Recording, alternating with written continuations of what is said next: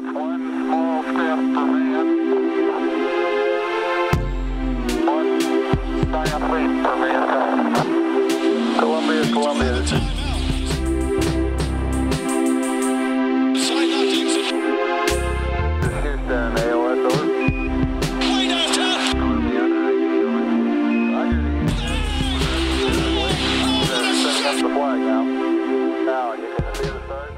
Welcome, everybody, to another episode of the TKW Podcast. I've got with me today Kyle Maggio. I almost called you Kyle Ntilikina. That's how excited I am.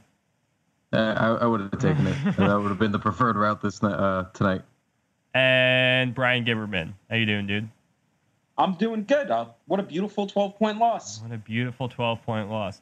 I am Anthony Corbo, and we are getting this night started today by discussing the return of the Prince, back up to his throne, Frank Ntilikina, 18 second half points, fouled out in a blaze of glory. Guys, it's happening. It's happening. He's back.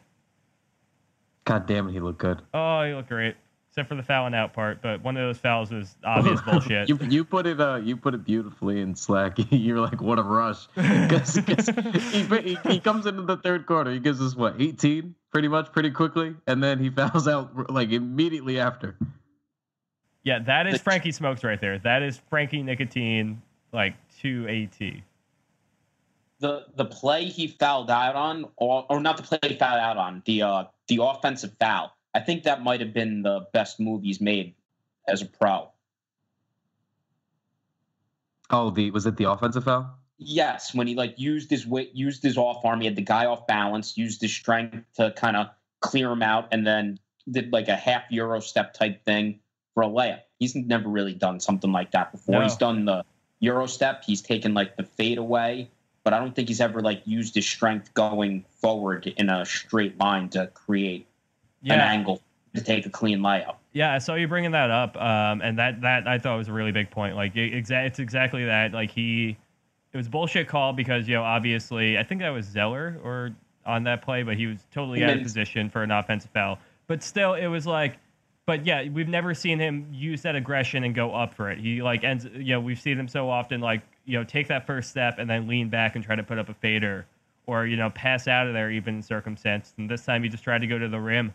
And, I don't agree with the call. A lot of us don't, but it was still very encouraging to see. He was just letting it rip tonight. Yeah. That was the most beautiful thing. What was he? 4 for 4 from deep. And then even those pull-ups that he was hitting, and they were pretty nifty because they were, usually he had to make a move to get free. I think on the first pull-up, he pumped, got his defender to bite and jump past him. Then he went behind his back, stepped, about 2 feet in front, in from the line, and then drilled the mid-range shot. But he just seemed kind of like what we were talking about with Knox, with how aggressive he's been lately and just kind of letting it rip. I saw the same thing from Frank tonight. Yeah, they were just gunning. The two of them really stole the show. I mean, that's what was really the most exciting about it, especially that third quarter. It was just Frank was pulling up from everywhere. Knox was shooting for no hesitation. He kept that going all game long. That was really encouraging to see. It was just Kevin Knox from start to finish with that kind of aggression. I think Frank's third three was a good 3 or 4 feet behind the 3-point line from the top of the key. He has range, and I thought that's what I mean. That's one of those confidence things to me. It was he wasn't, he was a little bit farther back, and he was just fuck it, pulled it and drilled it. And I saw the moment where everything kind of changed with him too. There was one play in the second quarter where he had plenty of space behind the 3-point line, but instead he looked up and he faked it and he drove in and drove on the left side and he missed the layup. And I think just reading his body language, you could kind of see he recognized that he should have just shot it there. And that was, I thought, really encouraging to see. And that was a moment where I was he might be able to pull it together for part of this game. And he did. And he had just one of the hottest third quarters beginning and entering the fourth quarter that he's had his entire career. It's a season high in points. It was incredibly encouraging to see him taking the shots, letting himself get hot instead of being passive, even if he hits a few. It's funny. It's the last 2 times the Knicks have played the Hornets at MSG that Frank has gone off offensively. That game last year, he had 15 points against them on 5 of 8 shooting. And he had that play where he hit I think it was Kemba in the face when he drove to the hoop and dunked.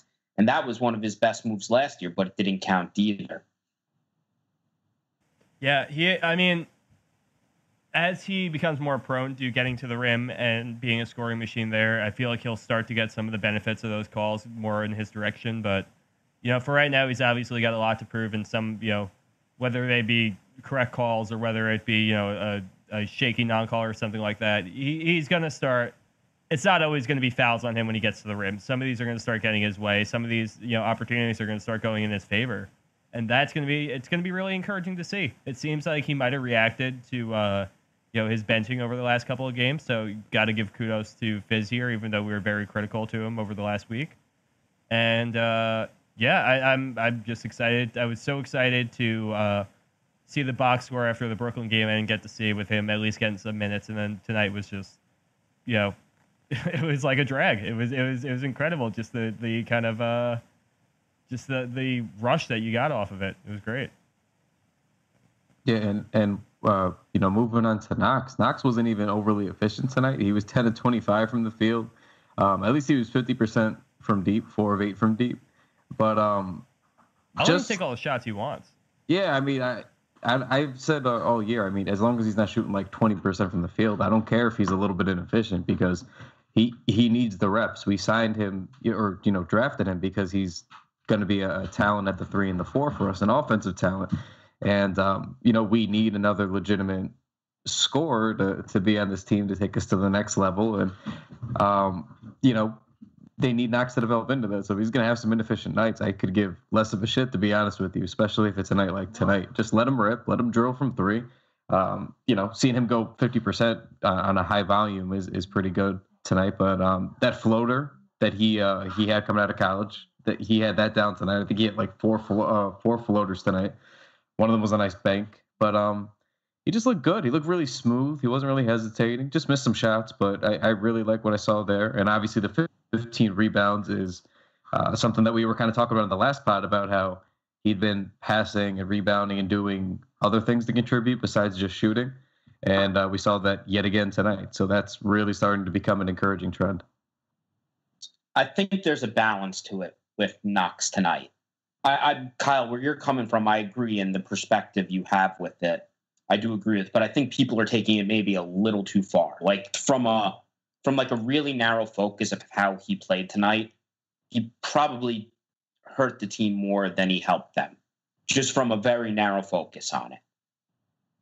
But the mistakes and the shots he's missing, like he has to get experience and learn how to do stuff. I mean, the floaters are nice when they go in, but that's also part of the reason he's 6 of 17 on 2s. You want him to, and he only got to the foul line twice. You'd rather there be less than 25 shots, him getting to the foul line more, because that's where his efficiency can improve. And how to do that is taking those little 4 to 10 foot shots and turning those into shots at the rim. And him learning how to do that is going to kind of be key in him taking it to that next level offensively, because it's just hard to make those tough shots at a good rate. Then I think what's key for him too on that point is we've kind of joked about how he goes to the rim sometimes because he doesn't know what to do with his arms specifically. He just kind of flails.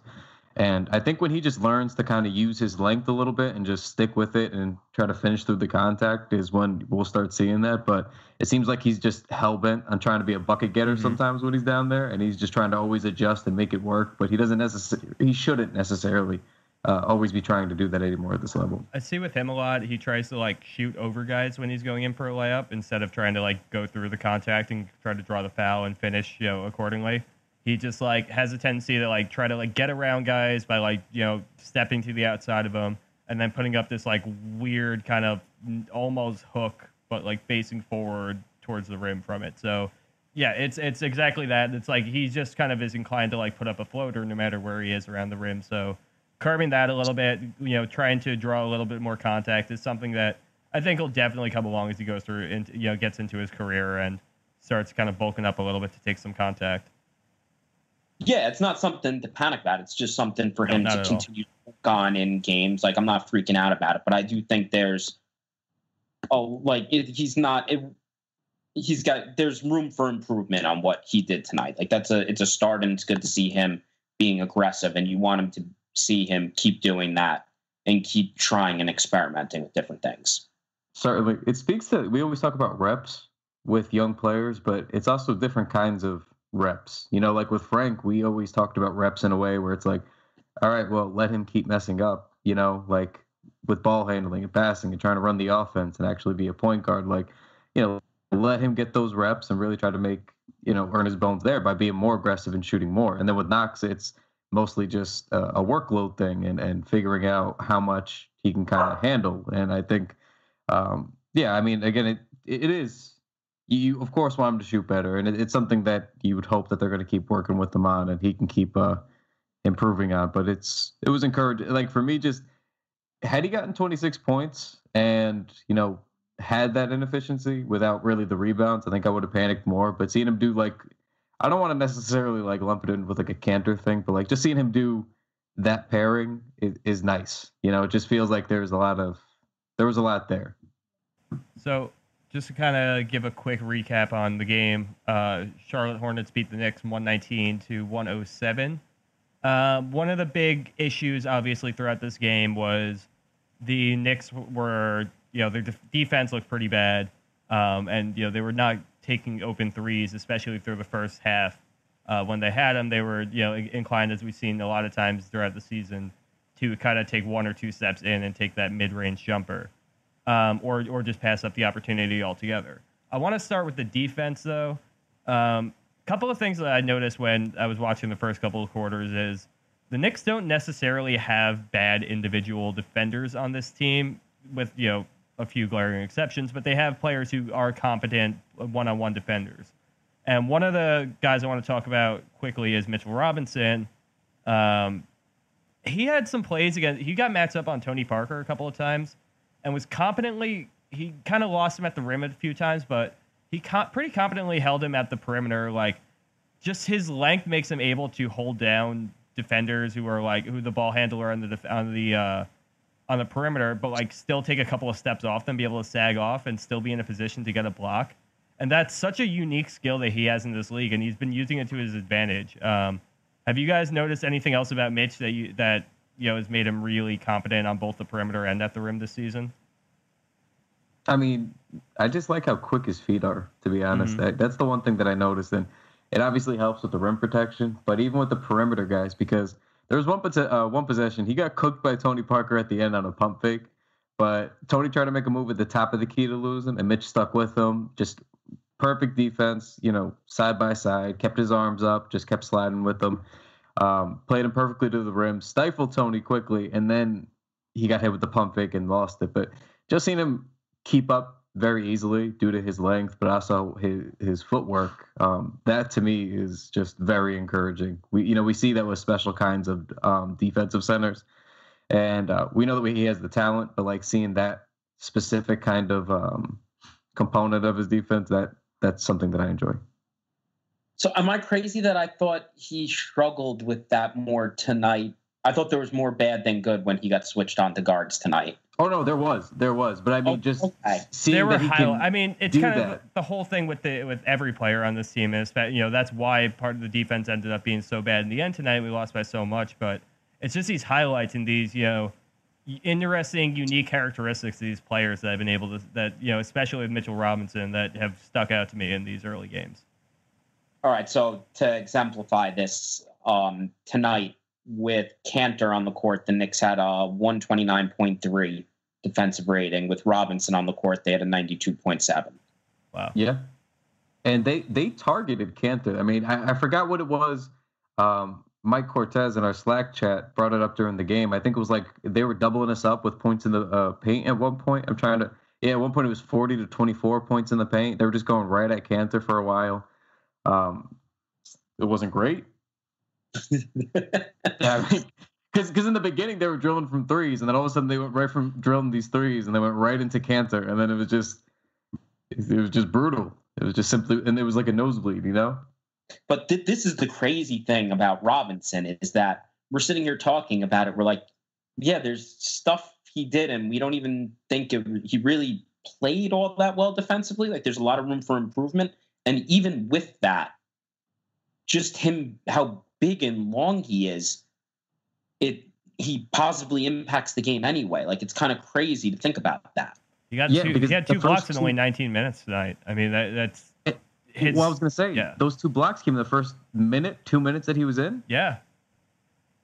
I mean, that was, he did his, he got one just around the rim, and then the other one was the left 3-point corner. He got out to and swatted it when he recovered, and it's just, that's exactly what I'm talking about. That there's like no other. I mean, very few centers in the league, and we were talking about this last time we chatted too. Just like trying to find a comparison for him in throughout the other 29 teams, and it's really hard. And I think part of it starts with how he can be a capable defender on the perimeter. It's just his positioning out there is so unique, where he doesn't have to be right on the guy, to like have a chance at defending him, or he can take a few steps back. He can and still be able to follow him to the rim without falling behind. And that, I think, is going to be a pretty big strength as he, develops. That what you brought up is the key to it all for him is that, so even he has pretty good foot speed, but even when he eventually loses it as he gets older, as long as he understands how to use his length to contest while still being able to keep a distance, and once he gets that down, his defense is going to get so much better. Yeah, and I think part of that is having some good leaders on the team to kind of point him in the right direction. Obviously, Enes Kanter isn't going to be teaching Mitchell Robinson anything about defense anytime soon. But one of the young guys who might be able to give him a couple of pointers, and I think has started to already take that charge, is Noah Vonleh. I was seeing him tonight, and he was barking out orders on defense, especially late in that first quarter when they started to fall behind. I was seeing Vonleh yelling to the guards to cover the perimeter. Kemba Walker was getting free quite often. I saw Vonleh yelling in that direction, trying to get Moutier to cover him. There's something to be said for having an on-court leader when it comes to defense out there, especially with how bad this team struggles. And seeing Noah Vonleh fill that role has been really encouraging lately. He had a weird line tonight. Did you guys take a look? I noticed it as it was developing when he had about 6 assists. But okay, so in about 30 minutes tonight, he had only 3 points, and it was just 1 3 that he had made. And he had 10 rebounds, 9 assists. That's and he's a stretch forward. It's incredible. It's a very weird line. I'm really hyping up his defense right now, and he was a team worst minus 23 out there. Well, he's playing with Moutier and Kanter at the time. Who is second in with minus 20 and third with minus 17. But on that weird line, like he had 4 assists against Brooklyn. He had 3 assists against the Celtics. They definitely run some offense through him also, and he gets some cheap assists from the dribble handoffs. And like one of his assists tonight, I feel like was like just the handoff to Frank, and Frank came around and stepped into the jumper. But that's also a skill, knowing how to use your body to do the handoff correctly and your fundamentals. That is a skill. So it's not. I shouldn't just completely write that off. Also. Yeah, I think he's just good at positioning himself. He just knows. I think he's got a pretty good grip on how to play with a team who's got a lot of guards running through it. I mean, you look at where he was in Portland, and you look at the teams the team he was on last year at the very end in Chicago. Like, he plays with a team that's usually got a lot of fast-moving wings or, very ball-dominant guards. And I think knowing how to get himself into a good position to hand the ball off, to even be able to make the short passes or the little bounce pass or something like that, I think you're right. That's a pretty big skill. He doesn't read the court well enough, but the Knicks are kind of trying to use him a little bit how the Warriors use Draymond Green as like a playmaking big. Yeah, I see that very much so. It's just fun how talented he is, just well-rounded he is to be able to have different kinds of impact games. Like, we've seen him score a bunch of points. We've seen him do like a monster double-double. And then tonight it was almost like a strange double-double of 10 and 9. It's fun to have a guy who could do a bunch of different things like that on any given night. It's very encouraging to see. He's a guy that I think, and not only that, like he's, like we're talking about him on offense right now. And even though he was pretty poor in the box score on defense, like you could see him at least trying to lead the way out there. So he's not quite a veteran. He's only 23, 24, something like that. he's I think he's 23. Yeah, he's he's still learning with the rest of the guys, but to be kind of maybe a step ahead, maybe with a lower ceiling, but still able to help these guys get to the next level is going to be, it's pretty encouraging. I'm very happy with Vonleh so far. I brought this up one time a couple of weeks ago, or I think early or late last month. I just find it funny still how he was almost the last signing the Knicks made this summer. Like I remember all of us at that point, they made a bunch of like little signings for some of those G League players and everything was in that flurry. And I remember seeing the email for Vonleh getting signed, and I was really just like, all right. Like I posted about it, and I was like, all right, whatever. I didn't really bat an eye. I didn't feel strongly about it. I was like, oh, it's good they got another training camp body. And like that was it. And like I knew he could do things, but just the timing of it all, it just sounded. It felt to me like he was sort of washing out of the league to get interest that late, and it'd be from a team like the Knicks, and then for it to turn out like this is just very, very fun. I assumed he wasn't going to make the team. Same, and I'm happily wrong. I referred to him as a training camp body multiple times this summer. Yeah. So I'm just surprised at how young he is still. Like to be, run out of Portland and then end up in Chicago where he's got, made no, had no sense of sticking around or anything like that, and to like end up in his third team and be only 23 years old. Like this guy's got plenty to prove. This guy's got plenty to contribute on the court still. And, for him to just kind of wash up on the Knicks is, it's exciting for us at least. But I'm shocked by it every day. It's too bad they didn't sign him to more than a 1-year deal at a cheap price. Mm-hmm. I'm very worried about how much he might command at the end of this year. Yeah, it's good for him, but not good for the Knicks. Mm-hmm. Because there's no way, right? I mean, unless it depends on how he plays the rest of the year. No, I mean, like unless he plays like dog shit the rest of the year. I mean, they pretty much have to swing and miss on the A and B list free agents that they're probably going to be shooting for, and then be like, all right, well, we liked Noah, and hopefully if he's still there, it's a contingency plan. I see a lot of people saying that that he might command like $5 million this year, and I think that is ludicrous. I think if he continues this kind of play, he's in line for, at least a solid $10 million contract that the Knicks are not willing to dish out. 8 to 10. Yeah, gotta be right. Yeah, definitely. He's not going to go out there and get like a Tim Hardaway size deal or anything like that, but he's definitely not going to be a minimum signing this summer. I was thinking like the 8 to 11 million range if it's somewhere in this vicinity of play. Yeah, he seems to hit that like valuable role player, 7th, 8th man off the bench, but like on a championship team they would have no problem paying him that much money. Yeah, I'm excited, but I mean while he's here, I'm excited for what he can contribute to the team, and we can only face that next summer. All right, so I have a question for you guys. I mean, Trier is pretty much blatantly better than Courtney Lee at this point, right? I mean, it's so hard to judge Lee right now, but I would say that, I mean, for all intents and purposes, you got to play Trier.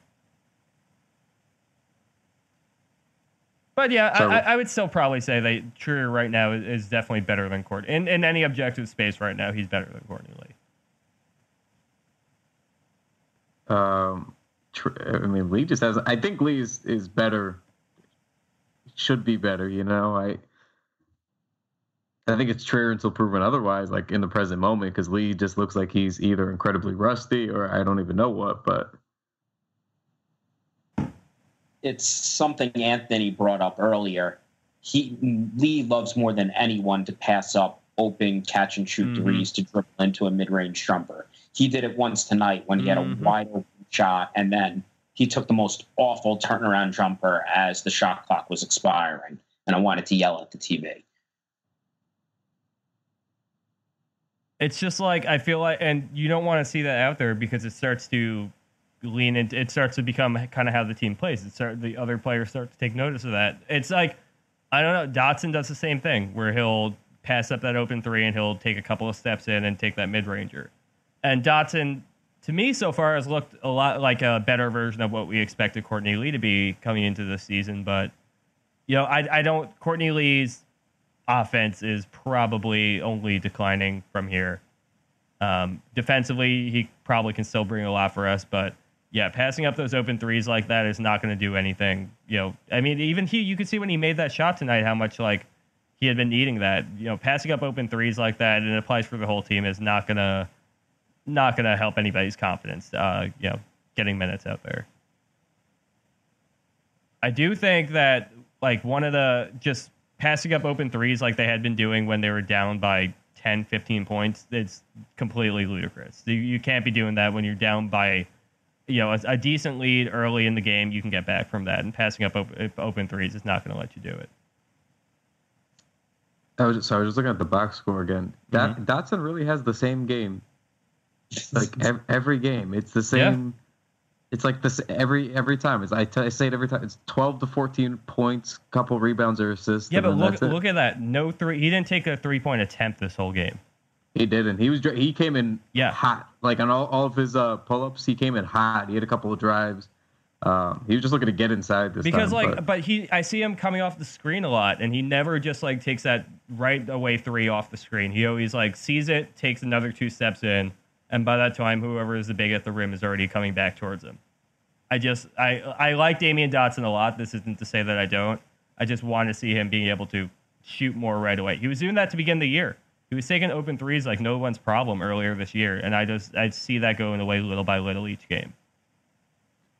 Did you guys notice how Tim Hardaway Jr. had the quietest, pretty effective night tonight? I wrote it down. We just don't talk about him enough. He's just not, when it comes to all these young Knicks, he's just not, doesn't pique that same interest, but he's been solid.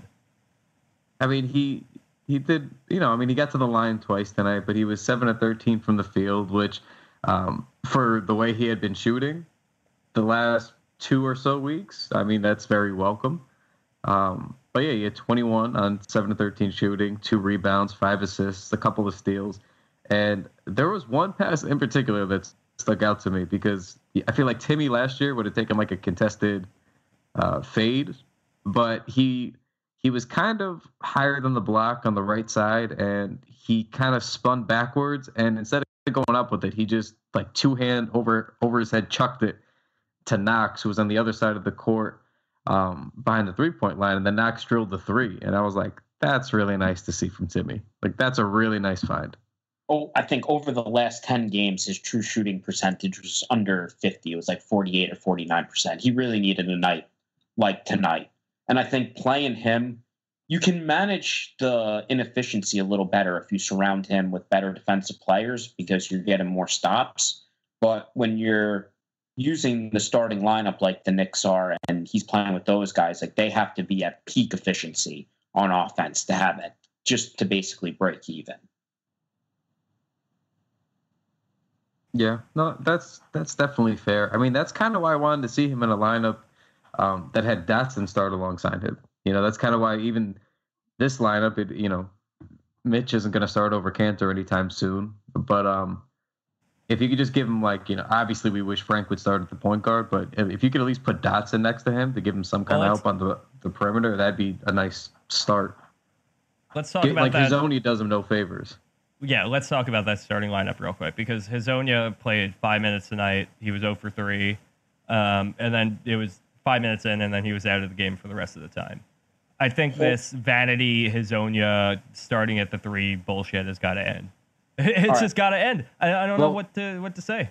Well, real quick, I want to ask you guys, do you think it's going to end? Because Knox started the second half at the 3. I think it's going to. I think it's just time. I honestly, God, I missed the first couple of minutes of this game, and then I went back and looked at, Knox was playing with the same lineup that had been, that was running with Hezonja to start the game, and he looked good. I liked how he and Vonleh were playing together, and then, obviously Knox was dominant throughout the game and played 41 minutes tonight, but yeah, it's time to say goodbye to Mario Hezonja. This is getting ridiculous. Brian? Okay. Why did Fizdale cross-match him on Kemba Walker? Like, why was that a thing that I witnessed on my TV for 5 minutes of game time tonight?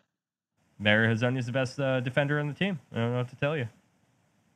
I don't know, and I'm really tired of saying this like reasoning, but like I feel like is some of it like intentionally stupid? Like he knows, and I don't mean that in a derogatory, like a mean way. I mean, Is some of it like, yeah, we know Mario sucks at defense, but we want to give him every opportunity to try. So we're gonna call a couple of little things like that and let him prove it to us. Because, like, to me, the Trier at point guard experiment was kind of like that. Like, yeah, I mean, we know he can't pass a whole hell of a lot. Let's just see what he does initiating the offense. Like, is some of it intentionally, like, leaning into what the weaknesses are and really leaning into the developmental aspect of it? Or is it just, God, that was an awful play call? He won't cross-match Frank onto better offensive play. It's true. Yeah.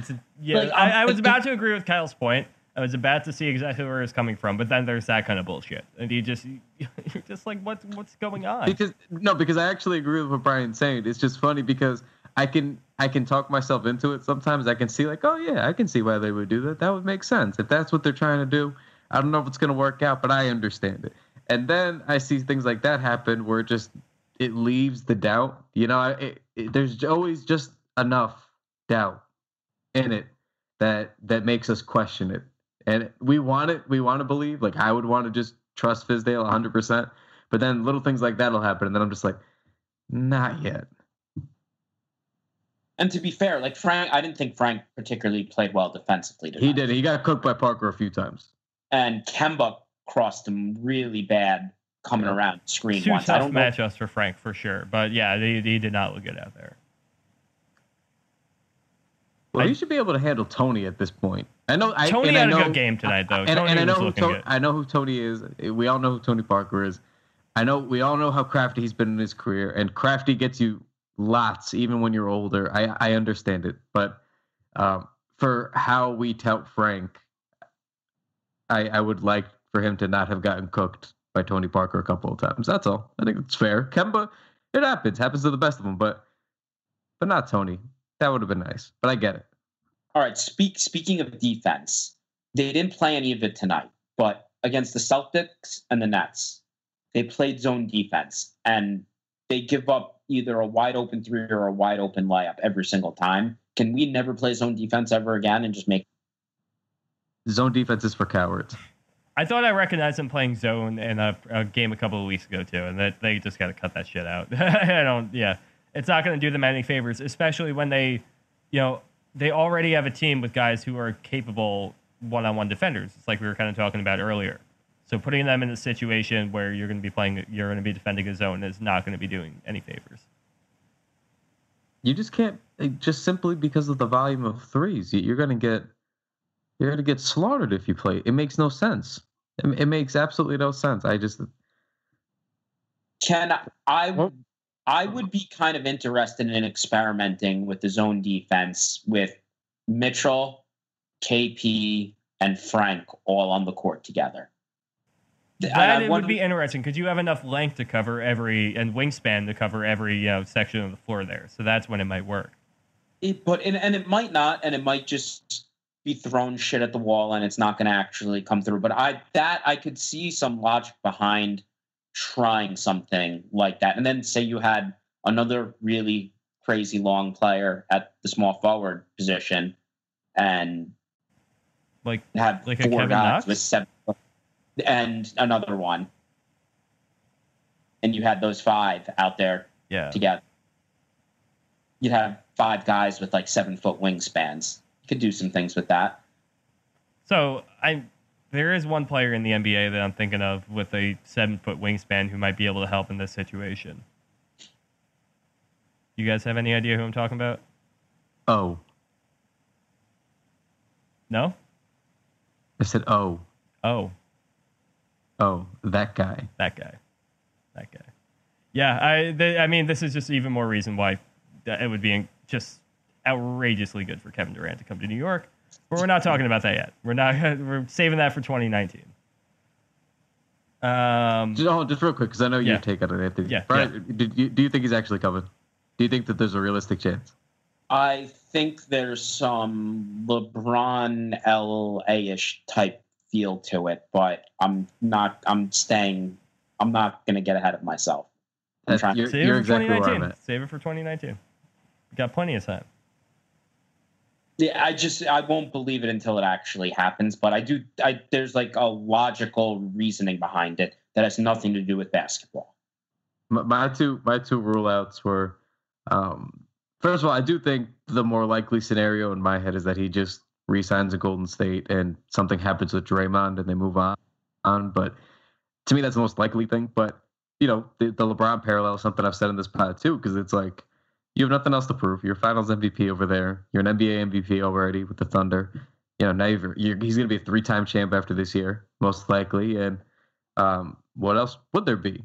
So it's either, to me, you just ride it out in Golden State because you wouldn't go to LA to then go play behind LeBron for a couple more seasons. That seems silly to me. So, I mean, to me, it's either he would go to Golden State and just finish it out there and just be a warrior, and then if he doesn't do that, then I could see him doing that whole, well, I have nothing else to prove. I just want to, kind of go back to being the man and seeing what that's happens kind of in the East. That's kind of what I mean, man. Like, Kevin Durant is not at finish it out there kind of status in his career, and he knows it. Like, he's Kevin Durant. Like, from all the smoke signals we've seen, all of the, just who he is as a person, everything like that. It's just, I just think he's getting tired out there, man. I think he's getting tired of all this winning. I think he's getting tired of all the, I think it's time to build something back up again. And I'm right here for him. I'm ready to be home. Anthony's trying to speak it into existence, right? That's exactly what I'm doing.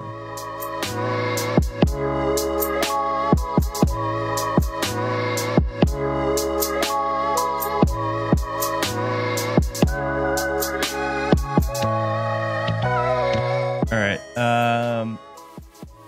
I looking at this box score here, everybody else pretty much had a quiet game tonight. I mean, even Moutier did not look very good tonight out on the court. His three-pointer looked just heinous, which is what we were talking about. All those lean-in, bump from behind threes weren't going to stick around. It makes me really sad when he has a bad game now.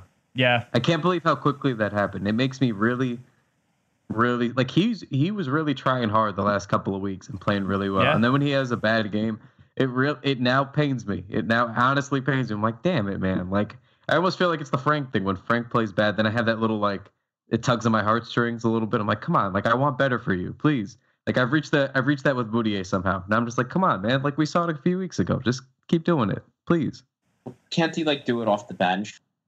Oh, he could. Eventually, I he will. like what we've seen from him. I just have.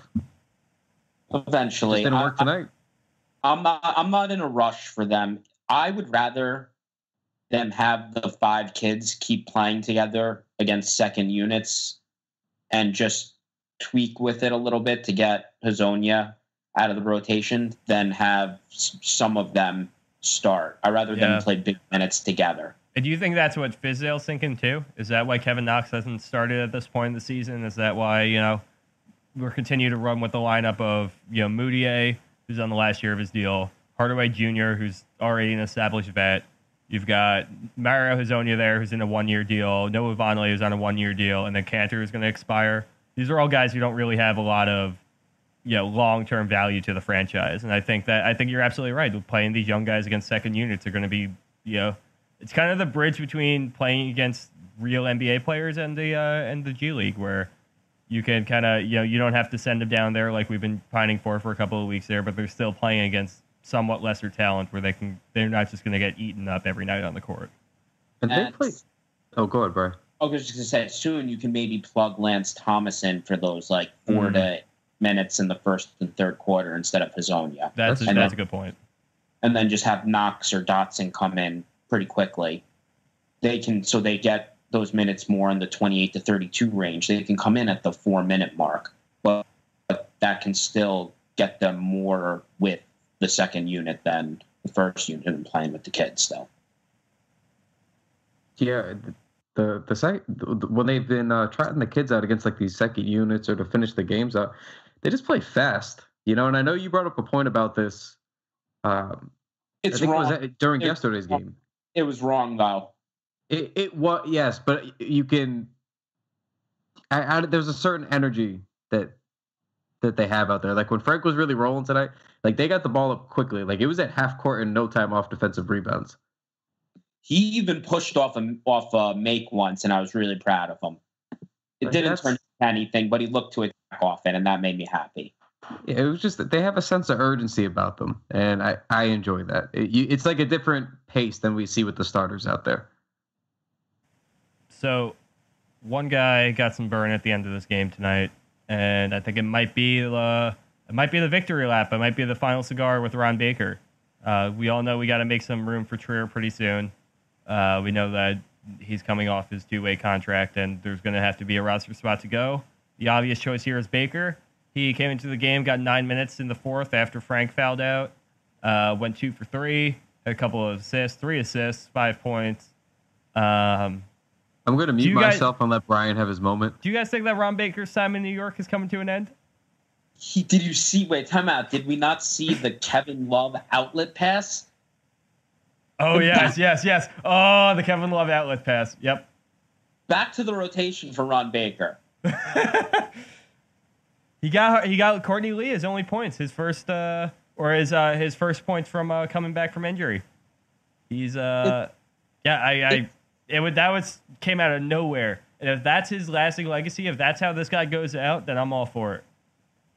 So I mean, it's Cornette or Baker. I'm trading Trey Burke somewhere else is an option I kind of like in getting him away from this mix. I think he's just an extra body, and it'd be better for both parties. Somebody's got to fall out of the rotation. You just can't play all these guys. Try as we may. There's just no minutes for all these guards. And Baker, you can get away with sitting easier. That's not really true. You can sit Trey Burke. Like, there's no rule that you have to play. There's no rule you have to play Enes Kanter. I don't know why with the Knicks we're beholden to these people while other organizations don't do it. That's something that's strange. But Trey Burke would be better for the organization than him if he was somewhere else, probably. Yeah, I agree with that. He's got some value, no doubt. I don't know. He'll probably fetch you. We're not talking first round pick for Trey Burke at this point, right? No, a second round pick. Right. Yeah, and that's fine. And I think that's enough value to get out of Trey Burke from, coming out of the G League and becoming, dropping 42 points in Charlotte last year, or 41 or whatever it was. He's been a really fun watch. He's been, he's had a lot of good moments as a Knick, and I kind of like being a part of, I don't know if you want to call it his comeback story or not, but it's been good to see. But yeah, you're right. He's got a little bit of value. Let's take it while we can get it. And he would be much better suited on some other team where he can maybe make a little bit more of an impact. He would be perfect for Orlando. Him and DJ, get rid of Damyean Grant from their rotation, and then just have him and DJ all. I mean, it's not great, but it would be an improvement for that, and at a much cheaper cost than maybe some other point guard would take to get. Once a Knick, always a Knick. Jaren Grant. I like that draft pick, so don't listen to me on that. We all like that draft pick at the time. Nobody was against that pick. Yeah, that one shot Timmy to the moon. So yeah, that rendition of Tim was horrid. It's horrid. It was really something. Yeah. He's the player he is today. It's still kind of. That's what I mean. He's made a lot of improvements. A lot since that first year or two with the Knicks. It's not where you'd want him to finish, obviously, but the strides that he's taken, especially over the last 3 seasons, it's a lot. On a really good team, he can now be your first guard off the bench. That's kind of the goal you want. It'd be a great role for him too. Yeah, in a starting lineup, I'm going to assume one of the better scorers isn't going to be the greatest defensive player, so you're going to want to stagger him for defensive reasons, but he could definitely be that the first guard off the bench and play 25 to 28 minutes on a championship caliber team. You mean sort of Lou Will type? Lou's better at getting his own offense. I think Timmy has to play more of a secondary role, coming playing off people than like the Lou Crawford thing, but he can create for himself a little bit. I think Lou's a little bit better at that though. Definitely. I really do enjoy that he's come on, though. It gets me really excited that he flamed out in Atlanta. He obviously had his G League stint and everything, and he's talked about how impactful that was on him.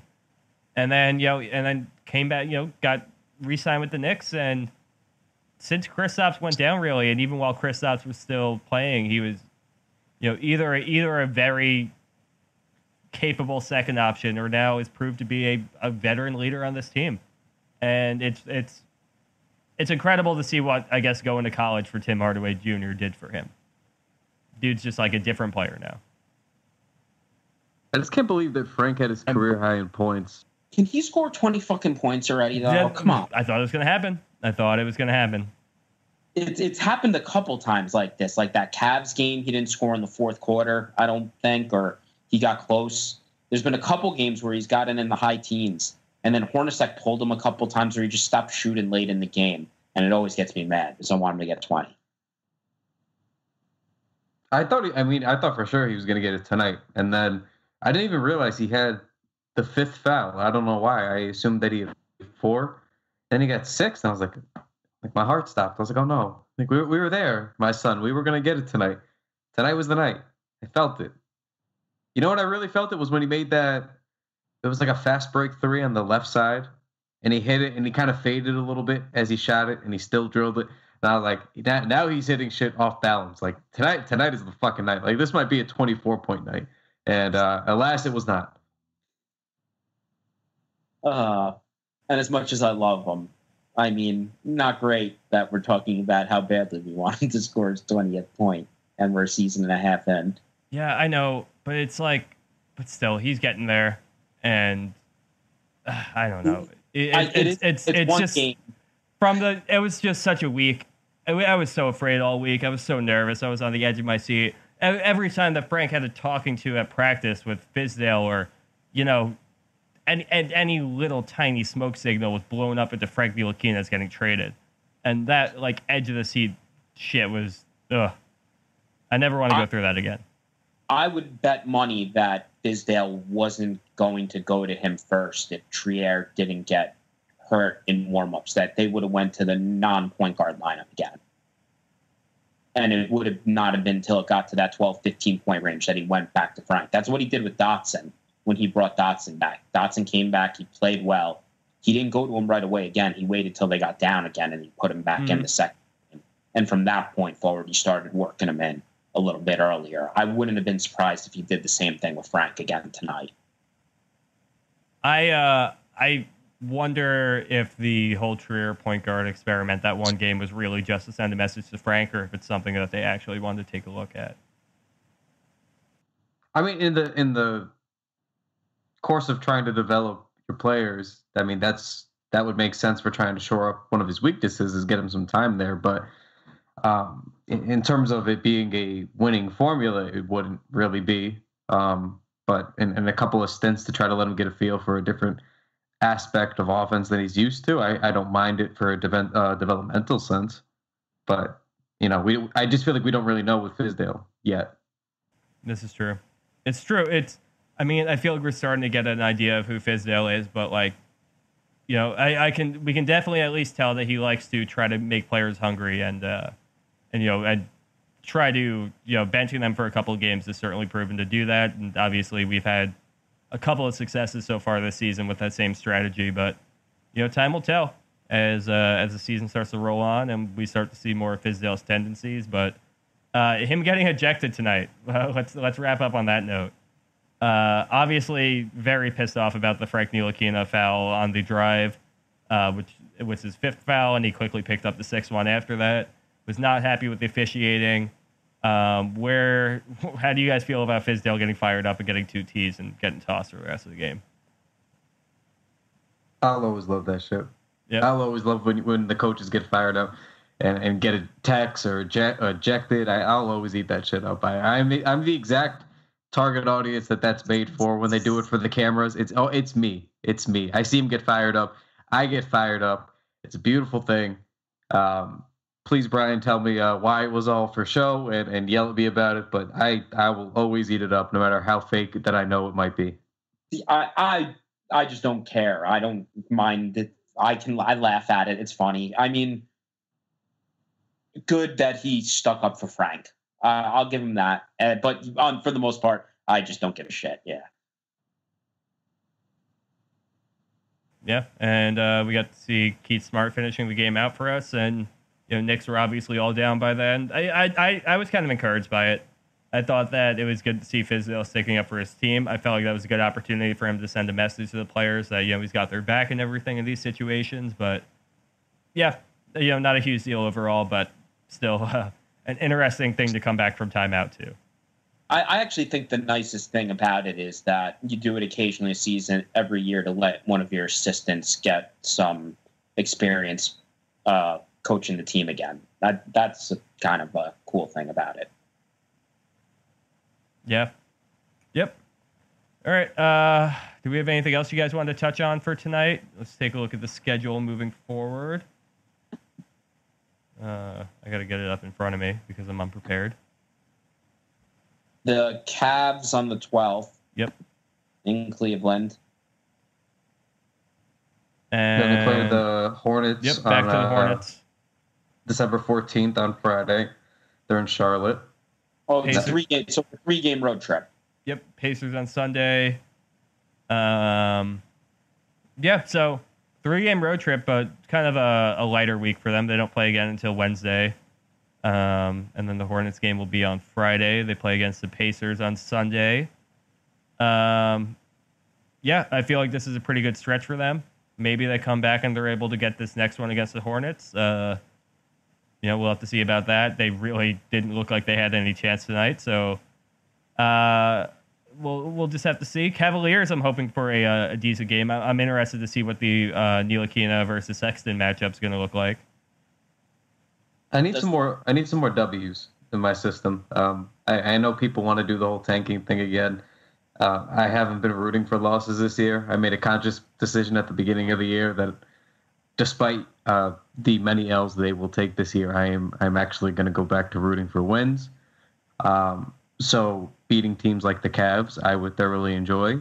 And that's all I've really got there. Please start winning some games. I'm on the same page as you. I'm sorry. As much as I want Zion Williamson on this team, I don't want to root for losses. And as long as the young kids are playing a bunch of minutes, I root for them to do well. I root against the starting lineup right now, but once the kids start filtering in, I'm rooting for them to do well and win. Yep. I will say, guys, I don't necessarily know if the Knicks are going to be able to get that win against Cleveland, considering they just acquired Matthew Dellavedova back. The obvious stoppers. Some say he's better than Michael Jordan. Yeah, I've often heard that. I've heard him in the GOAT conversation before. I've heard that LeBron James needed to get him off his team, so he wouldn't compete with him. And who could forget that iconic moment when he crossed up Michael Jordan? Who could forget? You could forget somebody. I forgot the artist's name, but he did an oil painting. It's beautiful. Yep. It's in the Guggenheim.